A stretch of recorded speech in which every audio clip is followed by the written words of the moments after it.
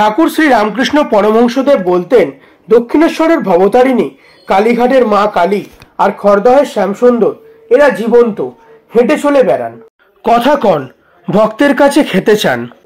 আজকে আপনাদের দর্শন করাবো খড়দহের শ্যামসুন্দর মন্দির।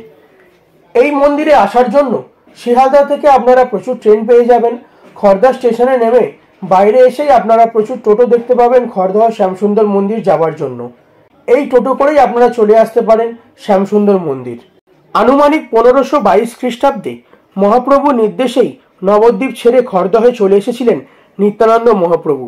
খড়দহের পুরন্দর পণ্ডিতের দান করা 26 বিঘা জমিতে নিত্যানন্দ মহাপ্রভুর ছেলে বীরভদ্র মহাপ্রভু কুঞ্জবাড়িতে শ্যামসুন্দরের মন্দির প্রতিষ্ঠা করেন। তারপর থেকেই এই মন্দির প্রতিষ্ঠা হওয়ার পর সেখানে নিত্য পুজো পাচ্ছেন ভগবান শ্রী শ্যামসুন্দর। এই মন্দিরে প্রতিদিন ভোগ প্রসাদের ব্যবস্থা রয়েছে।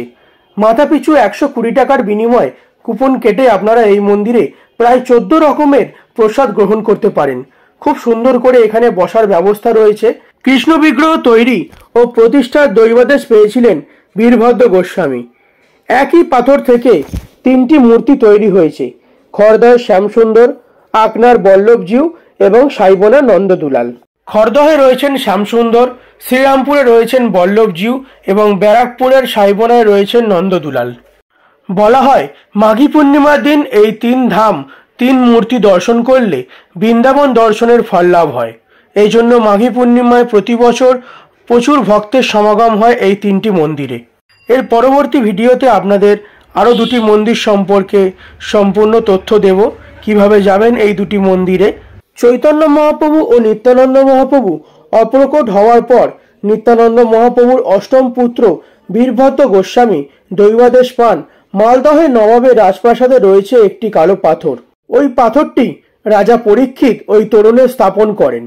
তারপর যুধিষ্ঠিরের রাজসূয় যজ্ঞের সময় শ্রীকৃষ্ণ ওই পাথরটির উপর দাঁড়িয়ে যজ্ঞে আগত ব্রাহ্মণদের পা ধুইয়ে দেন। বীরভদ্রের প্রতি দৈবাদেশ সেই পাথর থেকেই কৃষ্ণ বিগ্রহ তৈরি করিয়ে মন্দির প্রতিষ্ঠা করতে হবে। এই উদ্দেশ্যে বীরভদ্র সপার্ষদ নাম সংকীর্তন করতে করতে হাজির হলেন তখনকার মালদহে। অনেকের মতে তখন গৌড়ের নবাব সলেমান খাঁ। মালদহের নবাব সংবাদ পেয়ে বীরভদ্রকে বন্দী করলেন এবং ষড়যন্ত্র করলেন গোমাংস খাইয়ে বীরভদ্রের জাত নষ্ট করা হবে। বীরভদ্রের এই অভিযানে আছে অলৌকিক দৈব মহিমার অনুষঙ্গ। রাজসভায় বীরভদ্রের সামনে ঢাকা দেওয়া একটি খাবারের থালা আনা হয়। ঢাকনা সরানো হলে দেখা গেল গোমাংসের বদলে থালায় রয়েছে পুষ্পমাল্য। নবাব দমলেন না, সুরার পাত্র আনিয়ে বীরভদ্রকে পান করতে বললেন। এবারেও দেখা যায় সুরার বদলে রয়েছে দুধ। কাণ্ড দেখে নবাব ভয় পেলেন। বীরভদ্র কাছে তিনি ক্ষমা চাইলেন, অনুরোধ করলেন বীরভদ্র যদি তার দৈব ক্ষমতার সাহায্যে নবাবের রুগ্ন জামাইকে সুস্থ করে তোলেন। বীরভদ্র শর্ত দেন, জামাইয়ের সুস্থ শরীরের বিনিময়ে তিনি নিয়ে যাবেন রাজপ্রাসাদে তোরণে রক্ষিত বিশেষ কোষ্ঠী পাথরটি। নবাব সম্মতি দিলেন। বীরভদ্রের নির্দেশে সুরার পাত্রের দুধটি জামাইকে পান করানো হয়। বীরভদ্রের অলৌকিক শক্তির জোরেই হোক বা ভাগ্য বলে হোক নবাবের জামাই সম্পূর্ণ সুস্থ হয়ে ওঠেন।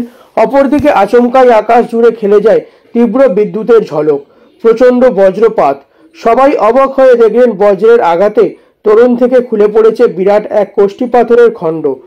এই কোষ্ঠী পাথরটি ভালো করে খড়ে জড়িয়ে বীরভদ্র মালদহের গঙ্গায় ভাসিয়ে দিয়ে বলেছিলেন, প্রভু তুমি খড়দহে যাও। পাথরটি জলে ভাসতে ভাসতে গঙ্গা তীরবর্তী আকনার একটি স্নানের ঘাটে এসে আটকে যায়। ঘাটে স্নানরত বালকের দল পাথরটিকে খেলার ছলে ঠেলে দিতেই পাথর আবার ভাসতে ভাসতে এসে পৌঁছায় খড়দহ ঘাটে। এখন এই ঘাটের নামই শ্যামসুন্দর ঘাট। বীরভদ্র খড়দহে পৌঁছে পাথরটিকে উদ্ধার করেন এবং ভাস্করকে ধ্যানে দেখতে পাওয়া কৃষ্ণ বিগ্রহের বিবরণ দিয়ে মূর্তি গড়তে বলেন। ওই কোষ্ঠী পাথর থেকে 3টি কৃষ্ণ বিগ্রহ তৈরি হয়। এই 3 বিগ্রহের মধ্যে বীরভদ্র ধ্যানে দেখা সত্য শিব ও সুন্দরের প্রকাশ দেখেন শ্যামসুন্দর বিগ্রহে। অন্য 2 বিগ্রহের একটি পাঠানো হয় আকনায় রুদ্র পণ্ডিতের কাছে। পণ্ডিত বিগ্রহকে বল্লভজিউ নামে প্রতিষ্ঠা করেন। দেবতার নামে আকনার নতুন নাম হয় বল্লভপুর। বীরভদ্র 3য় বিগ্রহের নাম রাখেন নন্দদুলাল। নন্দদুলালকে বীরভদ্র পাঠান স্বামীবনে, বর্তমানে সাইবোনা, লক্ষণ পণ্ডিতের কাছে। 977 বঙ্গাব্দের মাঘী পূর্ণিমায় অদ্বৈত আচার্যের জ্যেষ্ঠ পুত্র অচ্যুতানন্দ গোস্বামী শ্যামসুন্দরকে কুঞ্জবাটিতে প্রতিষ্ঠা করেন। পরে নিত্যানন্দের সহধর্মিণী জাহ্নবা দেবীর ইচ্ছায় শ্রী শ্যামসুন্দরের বামে অষ্টধাতু রাধিকা মূর্তি প্রতিষ্ঠিত হয়। পরে কুঞ্জবাটিতে বিগ্রহ সেবা যথেষ্ট জায়গার অভাব দেখা দিলে 400 বছরেরও বেশি আগে নির্মিত হয় বর্তমান শ্যামসুন্দর মন্দির। এখানে আপনারা চাইলে এই বিশেষ ভোগও আপনারা নিয়ে আসতে পারেন। ভগবানের যে ভোগ দেওয়া হয় প্রতিদিন, এই ভোগও আপনারা বাড়িতে নিয়ে যেতে পারেন অথবা এখানে বসে গ্রহণ করতে পারেন। এই নম্বরে ফোন করে আপনারা ভোগ প্রসাদের জন্য বুকিং করতে পারেন। এখন আমরা প্রসাদ গ্রহণ করতে বসে গেছি। এখন আমাদের প্রথমে দেওয়া হলো একটা শাক চচ্চড়ি এবং খিচুড়ি, অন্ন, শুক্তো, মুগ ডালের ঘন্ট। এরপর দেওয়া হলো ডাল, আলু পোস্ত, পোলাও, ধোকা ভাজা, ছানার কোপ্তা, চাটনি, পরমান্ন, মালপোয়া, রসগোল্লা। 14 রকমের প্রসাদ পেলাম আজকে। খুব সুন্দর ব্যবস্থা। প্রতিদিনই এই 14 রকমের ভোগই দেওয়া হয় ভগবানকে এবং প্রত্যেক ভক্তদের মধ্যে 120 টাকার বিনিময়ে ভোগ প্রসাদ গ্রহণ করানো হয়। শ্যামসুন্দর মন্দিরের পাশেই রয়েছে শ্রী শ্রী নিত্যানন্দ মহাপ্রভু লীলাস্থল, বসুধা মাতা, জাহ্নবা মাতা ঠাকুরানী লীলাস্থল, শ্রী শ্রী নিত্যানন্দ তনয় বীরচন্দ্র প্রভু এবং তনয়া গঙ্গামণি দেবীর জন্মস্থান, শ্রী শ্রী রাধা শ্যামসুন্দর জিউয়ের আদি মন্দির। এই বাড়িটি হলো শ্রীপাদ নিত্যানন্দ প্রভুর বাসভবন এবং তাহার পুত্র বীরভদ্র প্রভু এবং কন্যা গঙ্গামণি দেবীর জন্মস্থান, শ্রী শ্রী রাধা শ্যামসুন্দর জিউর পুরাতন মন্দির, কুঞ্জবাটি, শ্রীপাদ খড়দাও। খুব সুন্দর মন্দির। এই মন্দিরটি এখন বন্ধ রয়েছে। রাধা শ্যামসুন্দর জিউর পুরাতন মন্দির এইটি। ভিডিওটা এখানেই শেষ করছি।